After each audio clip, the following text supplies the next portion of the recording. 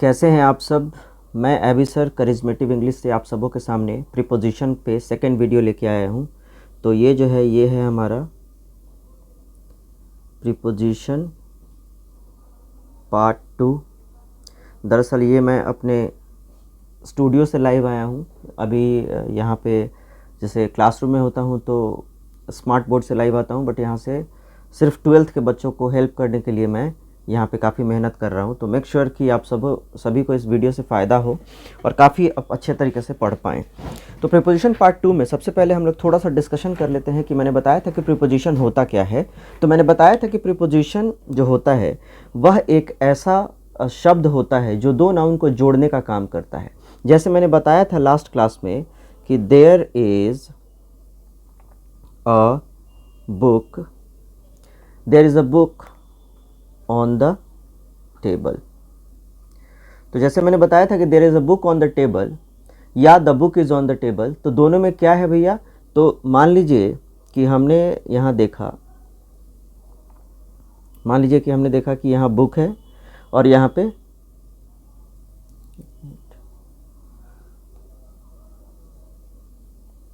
हमने देखा कि यहाँ बुक है और यहाँ पे टेबल है। तो बुक और टेबल के बीच में संबंध स्थापित करने वाले को प्रीपोजिशन कहते हैं। तो इसका जो डेफिनेशन होगा वो मैं लिख देता हूँ, आप लोग नोट कर लीजिएगा। कहते हैं कि preposition it is a word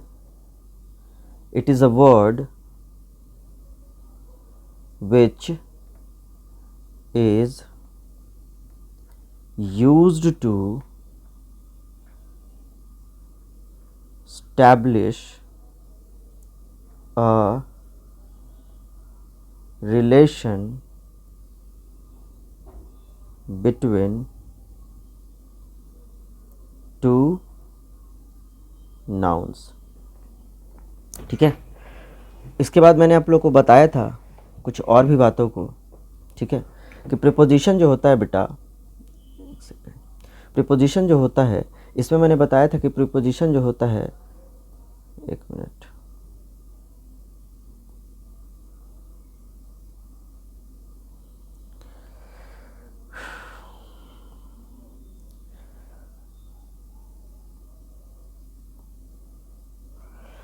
मैंने बताया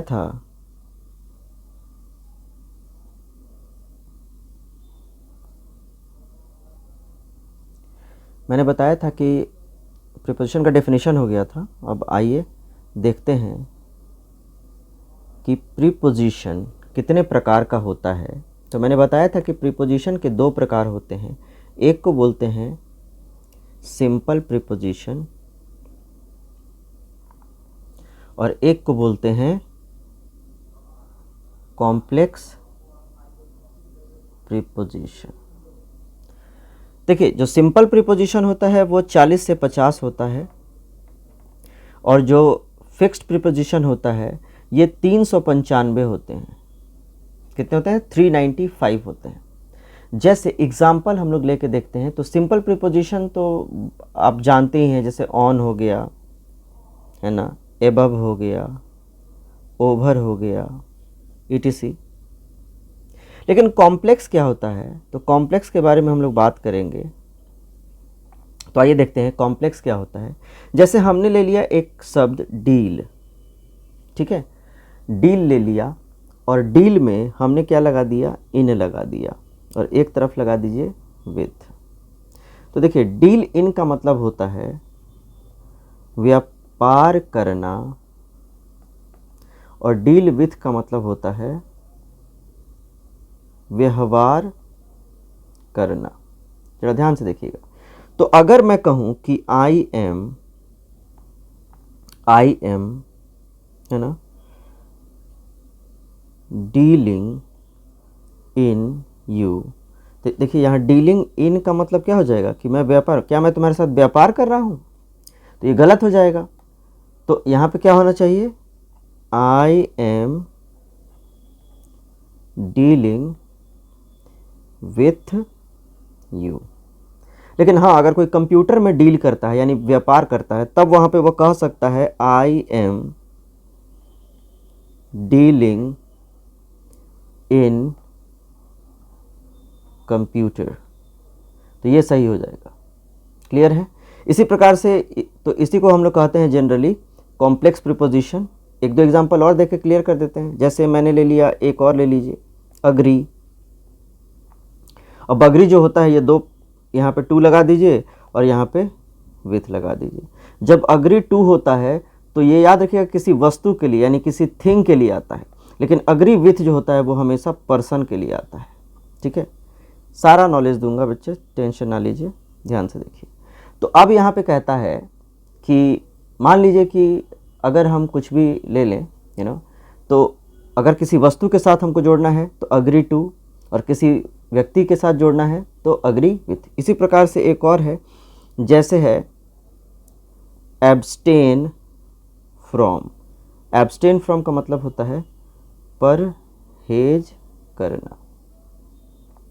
ठीक है, तो जैसे मान लीजिए कि जो जनरली कुछ कॉमन एरर जो होता है उसके लिए हम लोग बात करेंगे, लेकिन उससे पहले हम लोग आइए थोड़ा कुछ कॉन्सेप्ट पढ़ लेते हैं प्रीपोजिशन का। तो प्रीपोजिशन के पहले कुछ कॉन्सेप्ट को देखते हैं, फिर कुछ क्वेश्चन आंसर बनाएंगे, फिर आपको कहीं से कोई दिक्कत नहीं होगा। तो प्रीपोजिशन का कॉन्सेप्ट बच्चे कहता है, प्रीपोजिशन का कॉन्सेप्ट क्या कहता है जरा ध्यान से देखिए। प्रीपोजिशन का कॉन्सेप्ट कहता है कि प्रीपोजिशन के साथ कभी V1, V2, V3, V5 नहीं आता है।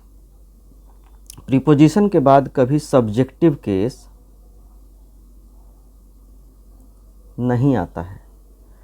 प्रीपोजिशन के बाद हमेशा ऑब्जेक्टिव केस आता है। और एक और चीज़ ले लीजिए कि प्रीपोजिशन के साथ V4, जिसको हम लोग जीरंड बोलते हैं, ये भी हमारा आता है। तो प्रीपोजिशन के यूज़ को ज़रा समझते हैं, जैसे एक दो एग्जांपल से क्लियर कर देते हैं ताकि आप लोग को और अच्छा लगेगा, है ना। ये याद रखिएगा, ये सिर्फ 12th जो इस साल के बच्चे एग्ज़ाम दे रहे हैं उनके लिए ये वीडियो प्रिपेयर किया जा रहा है। ठीक है, ताकि प्रीपोजिशन से अच्छे तरीके से वो मार्क्स उठा सकें। जैसे एक क्वेश्चन हम लोग ले लेते हैं कि आई एब्सटेन डैश स्मोक। तो ये एब्सटेन फ्रॉम आ जाएगा, और स्मोक कहिएगा तो गलत हो जाएगा। क्यों? क्योंकि मैंने अभी यहाँ बताया है कि प्रीपोजिशन के साथ हमेशा जीरंड आता है, तो यहाँ पे क्या होना चाहिए? स्मोकिंग, यानी मैं स्मोकिंग से परहेज करता हूँ। ठीक है, यानी याद रखिएगा after preposition gerund is used. और अगर हम लोग देखें तो जैसे मान लीजिए कि एक क्वेश्चन और लेते हैं, जैसे she has complained against Ram and I. तो ये भी गलत हो जाएगा। क्यों? क्योंकि मैंने बताया कि प्रीपोजिशन के बाद कौन सा केस आता है बेटा? ऑब्जेक्टिव केस आता है। तो क्या होना चाहिए यहाँ? आई के जगह पर मी अगर लिख देते हैं तो ये हमारा सही हो जाता है। तो ऐसे ऐसे कॉन्सेप्ट जो है प्रीपोजिशन के बाद हमेशा ऑब्जेक्टिव केस का प्रयोग करते हैं। तो ये सारे कॉन्सेप्ट हो गए, लेकिन आइए आज हम लोग शुरू करते हैं प्रीपोजिशन का जो बेसिक क्लास है, जो जनरल क्लास है, जो हमें एग्ज़ाम में बनाना है, जो एग्ज़ाम में पूछेगा उसके बारे में हम लोग बात करते हैं प्रीपोजिशन के लिए। तो आइए हम लोग प्रीपोजिशन का जो मेन चैप्टर है उसको हम लोग देखते हैं। तो हेडिंग बनाइएगा सब आदमी, यूज ऑफ प्रीपोजिशन। याद रखिएगा हमेशा हिंदी का उल्टा अंग्रेजी होता है। तो आज जो 6 टॉपिक क्लियर करेंगे, जो पहला टॉपिक होगा वो होगा ऑन, दूसरा होगा एबव, और तीसरा होगा ओवर। आइए, एबव का मतलब तो पता होगा पर या ऊपर। आइए, तो सबसे पहले ऑन का कॉन्सेप्ट हम लोग क्लियर करेंगे। ठीक है, तो ऑन का कॉन्सेप्ट क्या है बेटा? ध्यान से देखिएगा। यहाँ हमने ले लिया ऑन। जब कोई वस्तु के ऊपर कोई वस्तु हो, ठीक है, और वो उसको टच करता हो, तो हम ऑन का प्रयोग करते हैं। टच करना चाहिए। जैसे there is a dash his head. तो बोलिए हम क्या लिखें यहाँ पे, देयर इज़ अ कैप। अब जो आप कैप कोई बंदा पहनता है, मान लीजिए ये जो कैप पहनता है, तो ये इसके माथे पर टच करता है कि नहीं करता है, छूता है ना, तो यहाँ पे क्या भराएगा, ऑन। क्लियर है। तो यानी कहने का मतलब क्या है कि जब कोई वस्तु किसी वस्तु के ऊपर हो और टच करे तो हम ऑन का प्रयोग करते हैं। ठीक है, जैसे there is a cap on the table, there is a cat on the table. ठीक है, कुछ भी आप बना सकते हैं। आगे आइए, दूसरा कॉन्सेप्ट देखते हैं। इजी इजी कॉन्सेप्ट है, जल्दी देखेंगे। दूसरा कॉन्सेप्ट हम लोग लेंगे एभव। तो एभव का कॉन्सेप्ट ध्यान से देखिएगा। एभव क्या होता है, तो एभव कहता है कि कोई वस्तु है और उसके नीचे कोई वस्तु हो, यानी जब कोई वस्तु के ऊपर कोई वस्तु हो, लेकिन शर्त क्या है बेटा, टच ना करे, यहाँ टच ना करे। और जब टच ना करेगा तो हम लोग क्या करेंगे, एभव का प्रयोग करेंगे। जैसे एक एग्जाम्पल लेते हैं, मान लीजिए कि आपके ऊपर पंखा है, तो ऊपर तो है, क्या वो पंखा और आपके सर के बीच में कोई टच का रिलेशन है, नहीं है ना। तो इसका हो जाएगा, जैसे मान लीजिए द फैन इज अस, क्या हो जाएगा बेटा, द फैन इज, क्या हो जाएगा, वेरी गुड, एबव अस, यानी क्या हो जाएगा, the fan is above us. Clear है, क्लियर है, the fan is above us. On नहीं लगाएंगे क्योंकि सट नहीं रहा है। ठीक है, कोई दिक्कत। चलिए आगे देखते हैं। अगला कॉन्सेप्ट है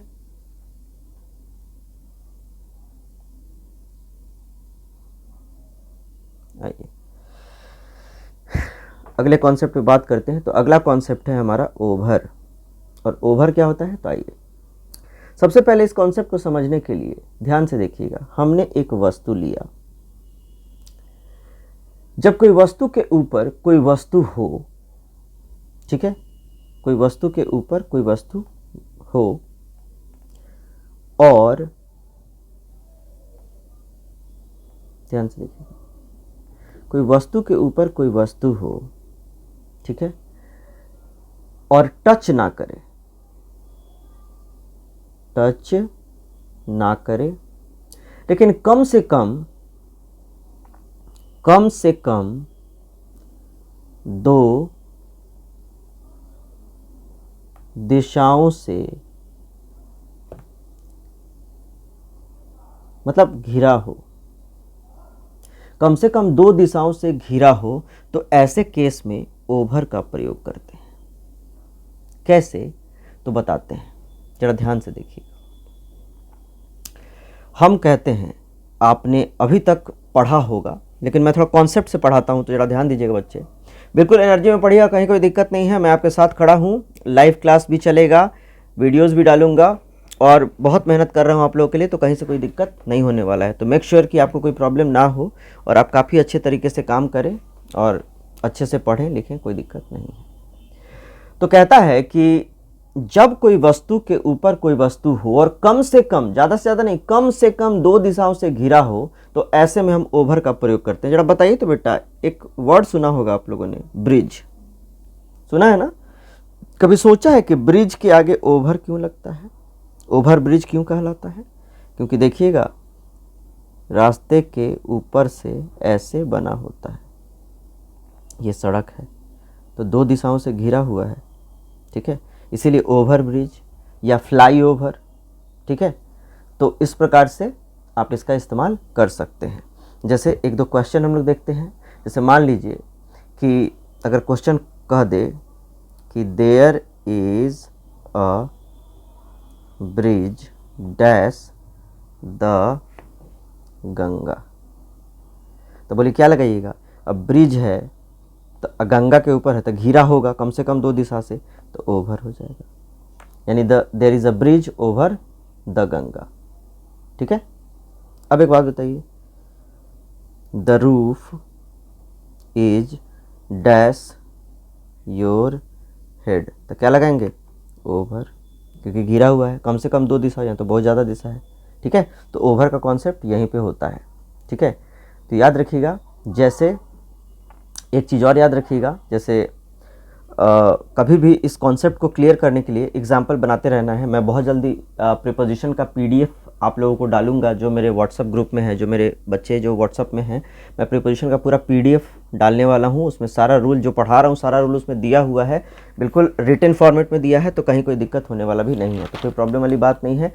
आइए कुछ प्रीपोजिशन हम लोग देखते हैं, जिसको ऑन जो है, जैसे ऑन पहला हम लोगों ने लिया था, ठीक है, तो ऑन का कुछ पर्टिकुलर जैसे है उसके बारे में हम लोग बात कर लेते हैं कि कभी आप लोग गलती ना करें। तो एक टॉपिक हम लोग लिखेंगे, on is used with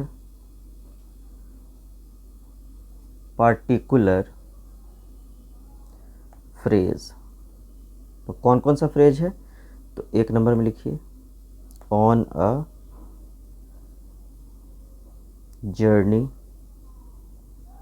2 number में लिखिए ऑन अ ट्रिप, जब लगेगा तो यही लगेगा। तीसरा ऑन अ वोयग, इसका मतलब होता है समुद्र यात्रा। चौथा ले लीजिए ऑन डिमांड, सुने भी होइएगा। अगला है 5वां ऑन ड्यूटी, ये भी आप लोगों ने सुना होगा। उसी तरह से 6ठा ऑन हॉलीडे। 7वां on the wall, on leave, छुट्टी पर। ऑन अ स्ट्राइक, हड़ताल पे। ऑन द रेडियो, यानी रेडियो पे।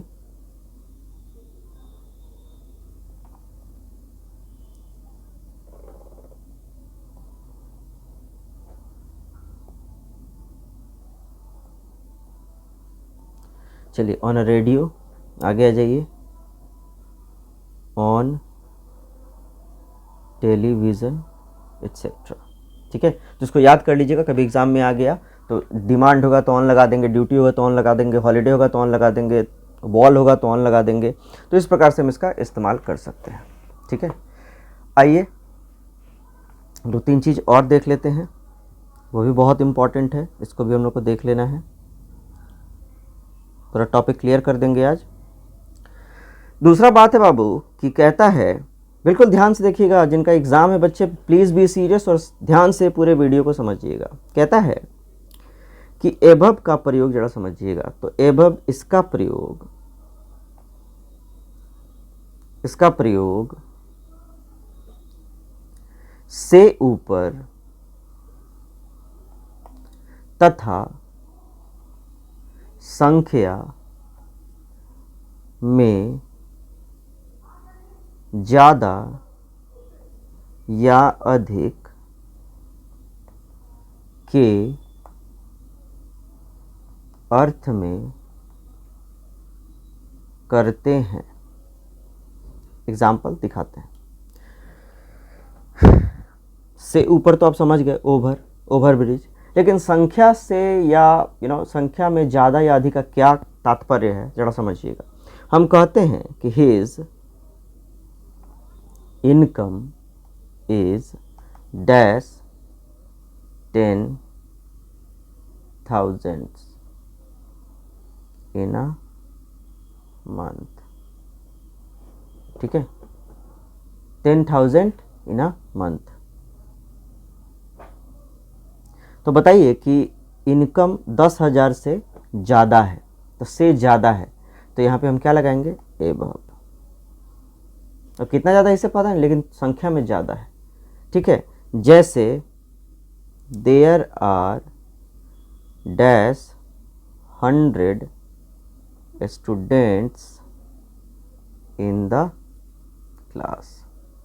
अब बताइए कि 100 से ज़्यादा है तो क्या हो जाएगा, एबव, संख्या में लगा देंगे, above 100 student in the class.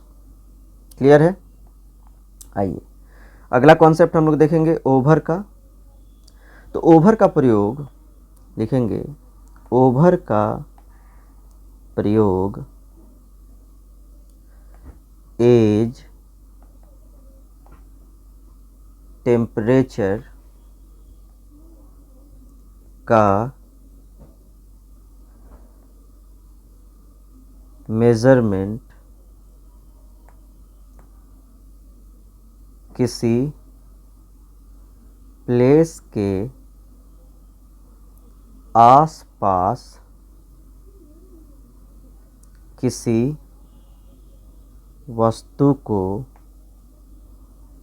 ढकने के लिए के ऊपर समूचा तथा पीरियड ऑफ टाइम समाप्त होने के अर्थ में करते हैं। आइए समझ लेते हैं जरा इसको। जैसे एग्जाम्पल लेते हैं, ही इज़ 30। अब 30 से ज़्यादा है तो ध्यान से क्या कहता है कि एज, तो क्या लगा देंगे, जहाँ एज होगा चुपचाप ओवर लगा दीजिए। याद रखिएगा, टेम्परेचर अगर ज़्यादा दिखाना है तो तब भी हम इसका उपयोग कर सकते हैं। जैसे the temperature is over 20 degree Celsius. It is cold, इधर कोल्ड है तो it is cold over here, आसपास, देखिए ना, प्लेस के आसपास। आगे देखिए, जैसे there is an umbrella over his head. Over क्यों लगाए हैं, क्योंकि घिरा हुआ है, ठीक है ना, घिरा है ना, उसके बॉडी को कवर किया हुआ है ना, किसी वस्तु को ढकने के लिए के ऊपर समूचा ढका हुआ है उसको, ठीक है। उसी तरीके से एक और ले लीजिए, जैसे please spread the clothes over the table. क्यों, तो समूचा डाल दो, पूरा फैला दो तो घेर लेगा उसको, ठीक है। एक और ले लेते हैं, जैसे the class is over at 5 PM, यानी क्लास कितने बजे ख़त्म होता है, तो ख़त्म होने के संबंध में भी मैंने लिखाया है, पीरियड ऑफ टाइम समाप्त होने के अर्थ में, ठीक है। लेकिन यहाँ पे एक चीज़ आपको मैं बताना चाहूँगा बच्चे, कि कॉन्सेप्ट इतना ज़्यादा है कि पढ़ते पढ़ते थक जाओगे लेकिन कॉन्सेप्ट ख़त्म नहीं होगा। तो यहाँ पे कुछ कॉन्सेप्ट तुमको देते हैं कि कई बार ओवर का जो सेंस है वो आवश्यकता से ज़्यादा का हो जाता है, आवश्यकता से ज़्यादा भी दर्शाता है, जिसको बोलते हैं more than required, more than required. जैसे हम कहते हैं ओवर ईटिंग, ज़रूरत से ज़्यादा खाना खा लिया, फट जाएगा पेट, तो ओवर ईटिंग लगा सकते हो। ओवर वाइज, ज़्यादा बुद्धिमान। ओवर स्मार्ट, समझ ही रहे हो, ओवर स्मार्ट, ज़रूरत से ज़्यादा स्मार्ट बन रहा है। कोई ओवर केयरफुल, कहाँ जा रहे हो, क्या कर रहे हो, अरे तुम बाथरूम मत जाओ, अरे ये हो जाएगा, अरे वो हो जाएगा, तो ऐसे लोगों को ओवर केयरफुल बोलते हैं। खाना ज़्यादा खा लो या दवाई ज़्यादा खा लो तो ओवर डोज, सामान ज़्यादा लाद लो तो ओवरलोड। तो इस प्रकार का प्रयोग भी हम लोग करते हैं ओवर के संदर्भ में। तो ये आज 3 टॉपिक हमने क्लियर कर लिया। आगे बहुत सारा वीडियो आप लोग को आने वाला है, तो आप लोग प्लीज़ मेरे यूट्यूब चैनल को सब्सक्राइब कर दें, लाइक कर दें, शेयर कर दें, और प्लीज़ टच में रहें, क्योंकि मैं लाइव भी आऊँगा, रोज़ लाइव आऊँगा अलग अलग टाइम में। और 12th के लिए स्पेशली इस प्रकार का वीडियो मैं बना के आप लोग को डालूंगा, जिनका 2021 में एग्जाम है, जैसे लेटर राइटिंग, ऐसे सारा ग्रामर टोटल चैप्टर का बना के डालने वाला हूँ, कहीं से कोई दिक्कत नहीं है। हाँ, जिनको भी कोई प्रॉब्लम है, मेरा बुक जरूर खरीद ले मेरे ऑफिस में आकर, और एक मेरा ऑब्जेक्टिव बैंक है उसको खरीद ले, बना ले, सारा प्रॉब्लम सॉल्व हो जाएगा। और जो भी डाउट्स है आप लोग मुझसे कॉल करके बात कर सकते हैं, टाइम लेके मेरे से मिल सकते हैं और पढ़ भी सकते हैं, जो लोग मेरे आसपास रहते हैं, जो मोतिहारी के हैं, जो आसपास रहते हैं। ठीक है, तो चैनल को सब्सक्राइब करना ना भूलें please. Thank you so much, इतना देर आपने टाइम दिया, आपने मुझे सुना समझा। और अगर आपको कोई भी डाउट्स है तो कमेंट में आप बोल सकते हैं, या आप मुझे डायरेक्ट फ़ोन कर सकते हैं, या मेरे व्हाट्सअप से या मेरे टेलीग्राम के लिंक से जुड़ सकते हैं। टेलीग्राम पे आइएगा तो फ़ायदा ये होगा कि सारा PDF आपको वहाँ पे मिल जाएगा। मेरे टेलीग्राम को ज्वाइन करने के लिए आप सर्च कर सकते हैं करिज्मेटिव इंग्लिश बाय एबी सर, और आप वहाँ पे जुड़ सकते हैं। उम्मीद करते हैं कि आपको क्लास अच्छा लगा होगा। थैंक यू सो मच, मिलते हैं नेक्स्ट वीडियो में।